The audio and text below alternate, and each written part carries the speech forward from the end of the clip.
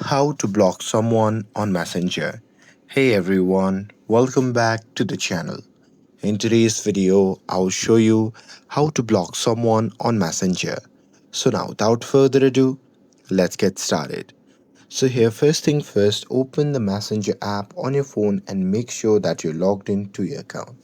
And now here, once you're inside the app, then what you can do is simply find the chat of the person that you want to block. And now here, once you've found that person or chat, then what you can do is simply long press on their name. And now here, once you do that, a pop-up menu will appear. In that menu, you can see the option labeled as block.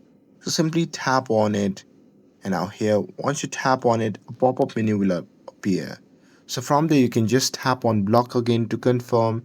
And once you do that, you'll no longer receive messages or calls from them on Messenger. And that's it. That's how you can block someone on Messenger. With this, if you found this video helpful, then don't forget to like, share, and subscribe to get updated for more videos.